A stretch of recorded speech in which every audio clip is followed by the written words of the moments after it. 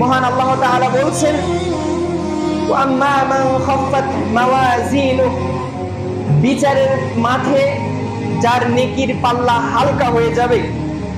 আমরা জানি যে দাড়ি পাল্লা থাকবে বিচারের মাঠে, যেই দাড়ি পাল্লায় সমস্ত কিছু পরিমাপ করা হবে।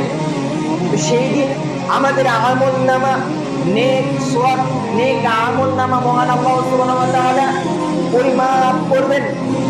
তো তিনি বলছেন, বিচারের মাঠে যার নেকির পাল্লা হালকা হয়ে যাবে, ফাউম্মুহু হাবিয়া, তার থাকার জায়গা হবে হাবিয়া নামক জাহান্নাম।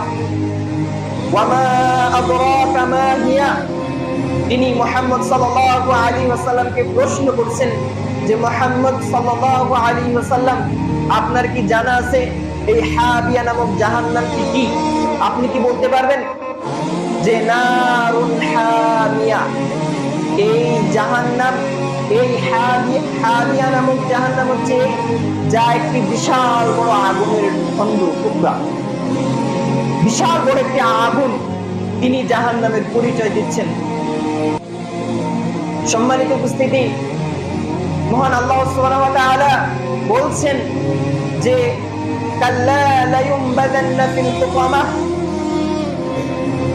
অচিরেই তাদেরকে আমি চূর্ণ বিচূর্ণকারী হোতামা নামক জাহান্নামে নিক্ষেপ করব। ওয়ামা আদরাকা মাল হুতামাহ, তিনি আবারও প্রশ্ন করছেন মুহাম্মদ সাল্লাল্লাহু আলাইহি ওয়াসাল্লামকে যে, আপনার কি জানা আছে এই হুতামা নামক জাহান্নামটি কি?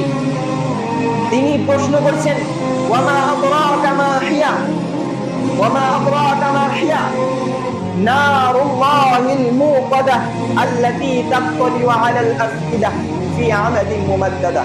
তিনি উত্তর দিচ্ছেন, মহান আল্লাহ সুবহানাহু ওয়া তাআলা উত্তর দিচ্ছেন যে, হুতামা নামক জাহান্নামটি হচ্ছে যা একটি বড় আগুনের খণ্ড, যেই আগুন, যেই আগুনের তাপ, যেই আগুনের শাস্তি মানুষের অন্তর পর্যন্ত গিয়ে পৌঁছাবে। সম্মানিত উপস্থিতি, বিষয়টাই